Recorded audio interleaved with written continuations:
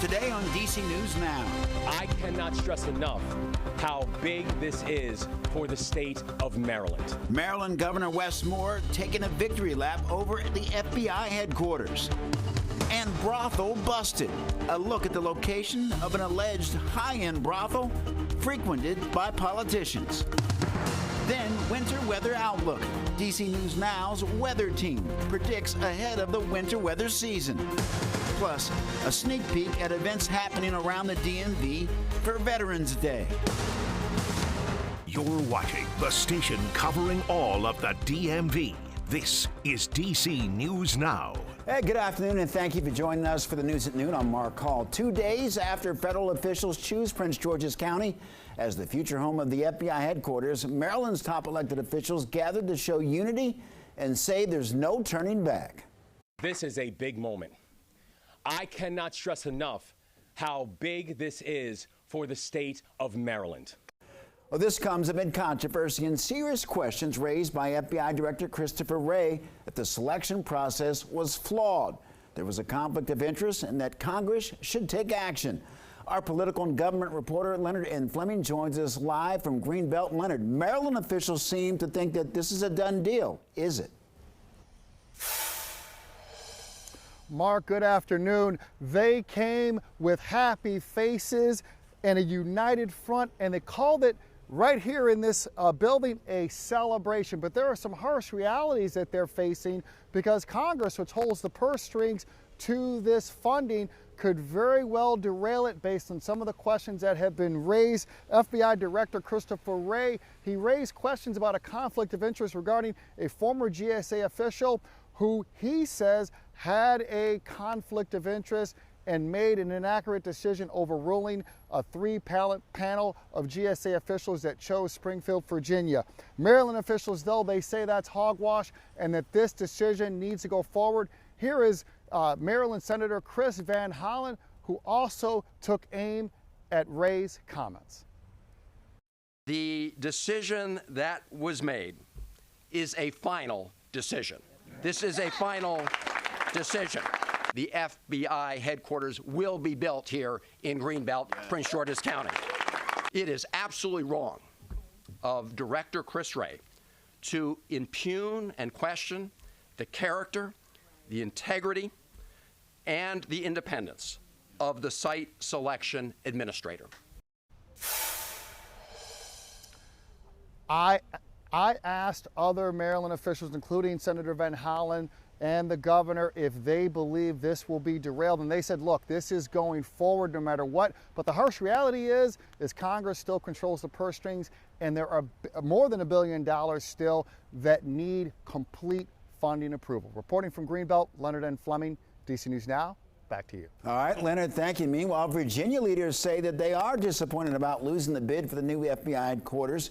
The chairman of the Fairfax County Board of Supervisors, Jeff McKay, says leaders met with the GSA and felt confident that the Springfield site would be chosen for the new headquarters. He says the aging warehouse at the Springfield site would be a difficult task for GSA to transform. McKay says politics clearly played a role in the decision, given the timing of the announcement and Virginia's location proximity to the FBI's training center in Quantico. The decision is made in a vacuum the day after Election Day in Virginia. I mean, how can you not think that politics played a role in this? And to me, that's just disappointing. Again, for the federal workforce is disappointing. McKay says he expects the next federal agency relocation to go to the Springfield site. All right, weather forecaster Brittany Ward joins us with the latest check on the forecast. And Brittany, did you bring the rain with you? No, I did not bring the rain with me, Mark, but stepping out the door for your lunch plans, just make sure you have the umbrella on hand. We are still dealing with some light showers across the DMV. Here's a live look there at radar showing you the last hour. Notice those showers are mainly in northern Maryland, already seeing some light sprinkles here in the nation's capital, and we're starting to see them move into Charles and Prince George's County. So overall, this will be the trend as we head at least through the first half of your afternoon. But take a look at radar showing you the wider version of that. Behind that, we are seeing drier conditions. This will be moving through as we head into your evening as high pressure begins to settle in. And then for your weekend, we are talking about sunshine returning to the DMV. So we just have to get through the next few hours. Temperature-wise, still fairly chilly across much of the DMV. 48 currently in the nation's capital. You head further off to the north and west. 45 in Hagerstown, 40 as you head over there to Martinsburg, Winchester. You guys are coming in pretty chilly, coming in the upper 30s. So definitely have a light jacket on hand. If you are going to be planning your lunch here in the nation's capital, still holding on to those rain showers as we head through the 3 o'clock hour, but notice those temperatures really struggling to get out of the 50s. It will be a cooler day today than what we saw yesterday. Highs will be in the lower to upper 40s. Then as we head into that 3 o'clock hour here in the nation's capital, we start to see those temperatures dip down into the upper 40s, and those cooler temperatures, well, they'll be sticking around as we head through the weekend. Here's a quick look ahead. 53 is expected to be the high today. Still going to be dealing with those scattered showers as we head through the afternoon. Drier conditions both Saturday and Sunday, but notice Saturday highs struggle to get out of the upper 50s. Then we're talking about lower 50s as we head into your Sunday, but we'll be seeing a mixture of sun and clouds both days, and it looks like a dry stretch as we start your work week. So definitely keep it here. We'll talk more about that, Mark, in just a bit. All right, Brittany, thank you. Well, a high-end brothel ring spanning Virginia and Massachusetts has been taken down by federal agents. 3 suspects are now facing federal charges, and DC News Now's Liberty Zabala is in Vienna, Virginia, outside of one of those alleged facilities. Well, we are down the street from the Avalon Mosaic Apartments, which is part of this private community here. And that's where you can see a lot of local businesses in that area. Now, that is where prosecutors say these suspects rented luxury apartments and then lured prostitutes to work here. So let's break down the nuts and bolts on this case for you. The U.S. Attorney's Office says the suspects used websites offering nude models for photography as a front for prostitution. The operation catered to politicians, executives, doctors, government contractors, military officers, and more. Prosecutors say the suspects Han Lee, James Lee, Jun Myung Lee rented these apartments to operate the ring. Another brothel that was named was the Hanover Tysons. Prosecutors say the 3 men also ran brothels in Cambridge and Watertown, and they say the suspects coordinated flights for these women and allowed them to stay in the brothels overnight, while sex buyers were charged up to $600 for their services. This is pretty bad for everybody, you know, for a business, something like that.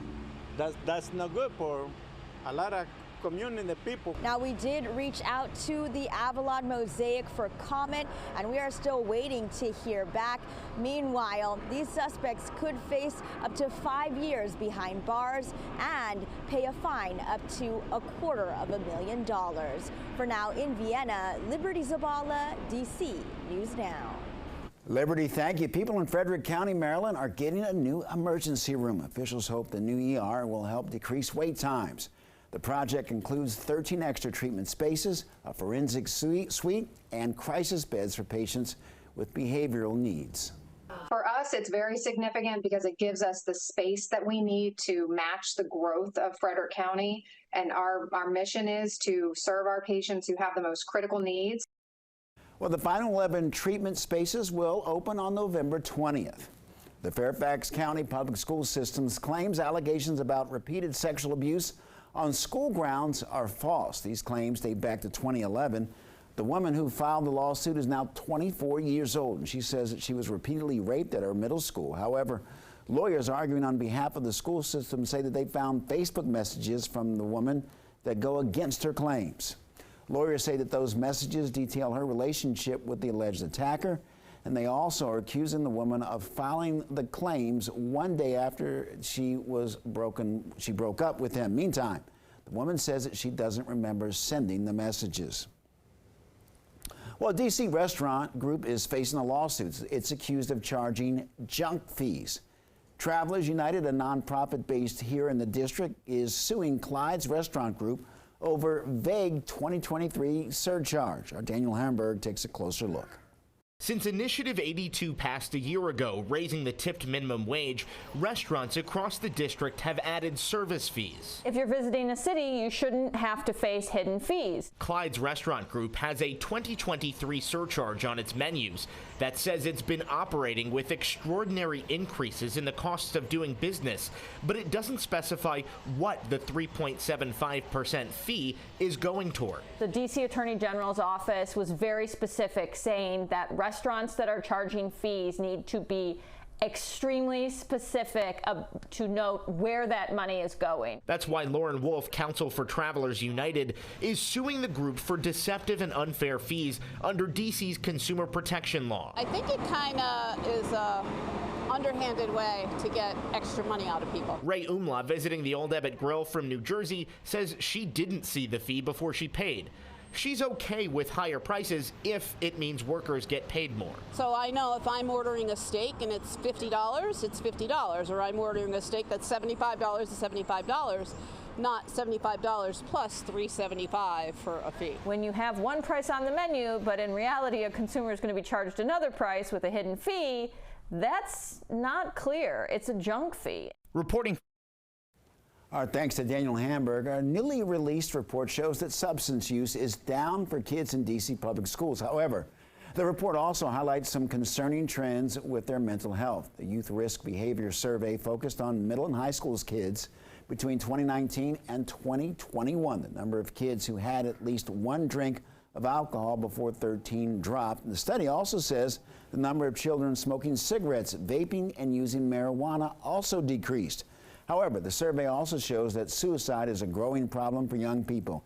Female students report thinking about suicide about twice as often as male students, as well as LGBTQ students are about 3 times more likely to attempt suicide. Feelings of depression and suicide attempts were also more prevalent in students with worse grades. Well, Prince William County planning commissioners are shooting down the Digital Gateway project after meeting for nearly 24 hours. The proposed data center is highly controversial in the county, and it's a plan to rezone over 2,100 acres of land. The meeting to discuss the center began at 2 p.m. Wednesday and did not end until yesterday.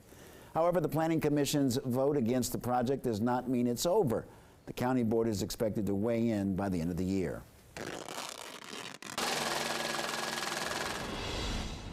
Holiday season is right around the corner, but deals on gifts are already popping up. Our consumer reporter and weekend anchor Ben Dennis is stretching your dollar with the best gifts on a budget. Hey, their holiday deals are already being promoted online and at brick and mortar stores. But if you're unsure just what to get your friends and loved ones, we found products based on a budget so you don't have to overspend. NerdWallet says 85% of Americans plan to buy gifts for the winter holiday season, spending $831 on average. But debt from 2022 holiday spending still lingers for about 3 in 10 Americans, according to their study. CNET breaks down the best Christmas gifts for 2023, their recommendations for under $25, less than $50, less than $100, plus best electronic gift ideas and even best subscription service gift ideas. Within those categories, we found several examples. Under $25, a French press over at Walmart and a beanie with Bluetooth on Amazon.